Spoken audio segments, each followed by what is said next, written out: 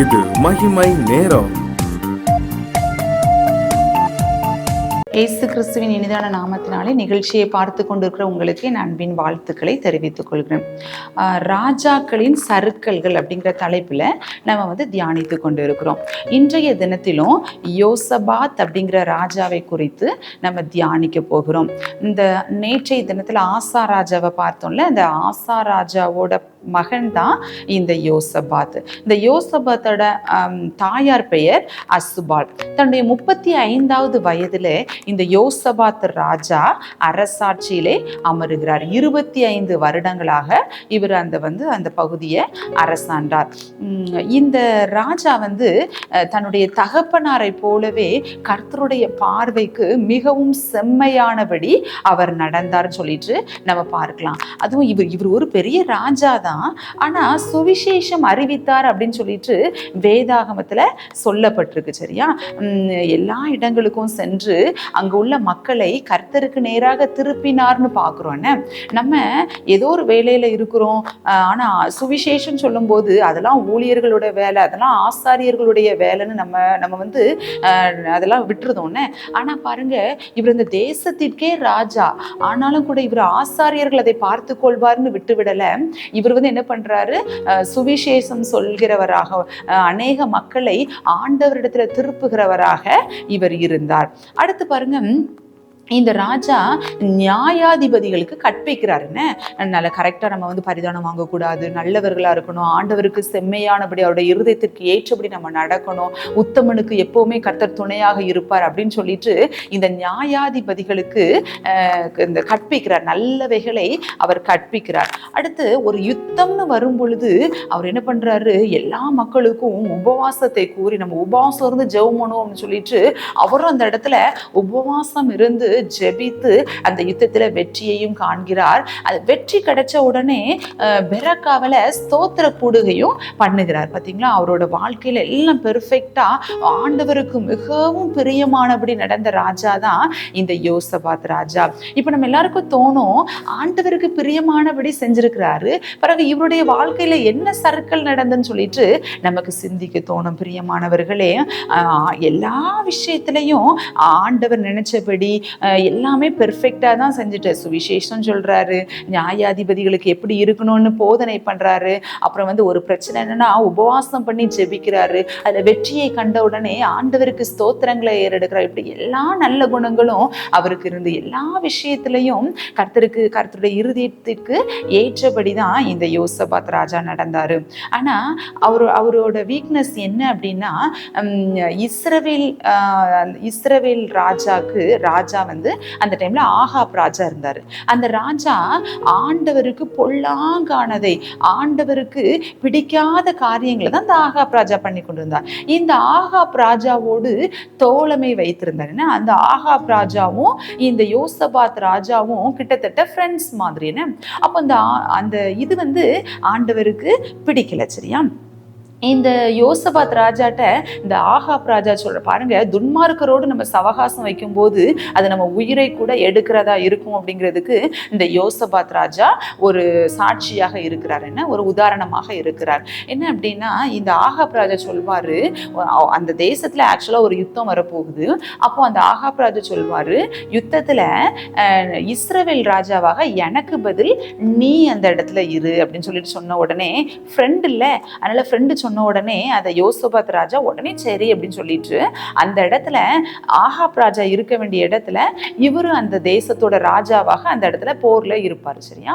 அப்போ எதிரி நாட்டு படையில உள்ளவங்க இதுதான் இந்த இஸ்ரவேல் தேசத்தோட ராஜா அப்படின்னு சொல்லிட்டு அவங்கள கொலை செய்யறதுக்கு ஏயும் போது இந்த யோசபாத் ராஜா ஆண்டவரை நோக்கி கூப்பிடும் பொழுது ஆண்டவர் அவருடைய சத்தத்தை கேட்டு அவருக்கு அனுசரியாக இருந்ததுனால அவருடைய உயிர் அந்த நேரத்துல காப்பாற்றப்பட்டது. பிரியமானவர்களே, நாமும் பல வேலைகள்ல சில துன்மார்க்கருடைய ஆலோசனையில நடந்து அவர்களுடைய நம்ம சவகாசம் வைக்கும் பொழுது அது நம்ம உயிரை கூட எடுக்கிறதாக நம்ம சில பல வேலைகள்ல நமக்கு அமைந்து விடுகிறது. அல்லது ஏதோ ஒரு துன்பத்துல நம்மளை மாட்டி விடுற மாதிரி, ஏதோ ஒரு பிரச்சனையில நம்மளை மாட்டி விடுகிற சிச்சுவேஷன் அமைஞ்சிடுது. பிரியமானவர்களே, துன்மார்க்கருடைய தோழமை நாம் வைக்க வேண்டாம். நமக்கே தெரியும் பாருங்க, அந்த யோசபாத் ராஜா உயிரையே எடுக்கிற அளவுக்கு ஒரு பிரச்சனையில அந்த ஆகாப் ராஜா மாட்டி விட்டுட்டாரு. சரியா? இப்போ ஒரு தீர்க்கதரிசி வந்து சொல்றாரு, யெகூ அப்படிங்கிற தீர்க்கதரிசி இந்த யோசபாத் ராஜாட்ட வந்து சொல்றாரு, இந்த பாருங்க, இந்த துன்மார்க்கரோடு நீங்க தோழமை வச்சிருக்கிறீங்க, இது வந்து ஆண்டவருக்கு பிடிக்கல. இந்த இஸ்ரவேல் ராஜாவோட நீங்க வைத்திருக்கிற தோழமை வந்து ஆண்டவருக்கு பிடிக்கல. ஆனாலும் இதுவரை நீங்க செஞ்ச நன்மைகளை எல்லாம் ஆண்டவர் நினைவு கூறுகிறார் அப்படின்னு சொன்னார். ஏன்னா அது வரைக்கும் இந்த யோசபாத் ராஜாட்ட அவர்கிட்ட ஏதாவது தீங்குன்னு பார்த்தா எதுவுமே இல்லைன்னு அவர் கர்த்தருக்கு செம்மையானபடி இவர் நடந்தார். அதனால ஆண்டவர் சொல்றாரு, இதுவரை நீ செய்த நன்மைகளை எல்லாம் நான் நினைச்சிருக்கிறேன், அதனால அந்த விஷயத்துல நான் உன்னை காப்பாத்திட்டேன்னு சொல்லிட்டு அந்த ஒரு டைம் தான் இப்படி மாட்டினாருன்னு பார்த்தா, மறுபடியும் அதே அந்த ஆகாப் ராஜாவோட பையன் அகசியா அந்த ராஜா கிட்டையும் இவர் வந்து தோழமை வைக்கிறாரு. என்ன, அகசியா ராஜா கிட்டையும் ரொம்ப ஸ்நேகமா இருக்கிறாருன்னு. இப்போ இந்த விஷயமும் ஆண்டவருக்கு பிடிக்கல. சரியா? நம்ம தீங்கு இழைக்கிறவர்கள் ஒரு கால் நம்ம மாட்டிக்கிட்டு நம்ம வெளியில வந்தா பரவாயில்ல, ஓயாம அதுல போய் மாட்டக்கூடாதுல்ல. ஃப்ரெண்ட்ஸ் மூலமா நம்ம வர்ற பிரச்சனைகள்ல இந்த யோசபாத் ராஜா அப்படிதான் மீண்டும் அந்த அகசியா கிட்ட ஃப்ரெண்ட்ஷிப் வச்சு அதுலயும் நிறைய பிரச்சனைகள் வருது. அந்த கப்பல்லாம் சேதம் ஆகுதுன்னு நம்ம அந்த நீங்க 2 நாளாகமம் 18வது அதிகாரத்தை நம்ம ரீட் பண்ணும்போது அதுல தெரியும். மீண்டும் அவர் அகசியா ராஜா கூட தோழமை வைத்ததுனால அந்த கப்பல்லாம் சேதமாகும்னு சொல்லிட்டு அதுல நம்ம பார்க்கலாம். பொருட்சேதம் நிறைய ஏற்படும். அப்போ வந்து எலியேசர்ங்கிற தீர்க்கதரிசி இந்த யோசபாத் ராஜாட்ட வந்து சொல்வாரு, கர்த்தர் உம்முடைய கிரியைகளை முறித்து போட்டார் அப்படின்னு சொல்லிட்டு இருக்கும். ஏன்னா மீண்டும் மீண்டும் நீ செஞ்ச நன்மையை நினைச்சு பார்க்கிறேன், நன்மையை நினைச்சு பார்க்கிறேன்னு ஆண்டவர் சொல்லிட்டே இருக்க மாட்டார்ல, எத்தனை டைம் தான் நம்மளை காப்பாத்தி விடுவாருன்னு. அப்போ ஆண்டவர் அந்த இடத்துல கொஞ்சம் கடினமாகவே சொல்றாரு, துன்மார்க்கருடைய நீ வந்து ஸ்நேகம் வைக்க கூடாது. மீண்டும் மீண்டும் அந்த யோசபாத் ராஜா என்ன பண்ற, இது செகண்ட் டைம் என்ன ஆக்சுவலா அந்த துன்மார்க்கருடைய ஸ்நேகம் வைத்தது. பிரியமானவர்களே, ஆண்டவர் இந்த நேரத்துல நம்மளையும் கூட எச்சரிக்கிறார். நம்ம ஏதோ ஒரு ஆண்டவருக்கு பிரியமில்லாதவர்களோடு நம்ம உறவு வைத்திருப்போமானால் நம்மளுக்கு தீங்கு இழைக்கக்கூடிய அல்லது பிரச்சனைகளை மாட்டு விடுகிற மாதிரி அந்த சிச்சுவேஷன் இருக்குதுன்னா அவர்களை விட்டு விலகி விட ஆண்டவர் என்று வலியுறுத்துகிறார்.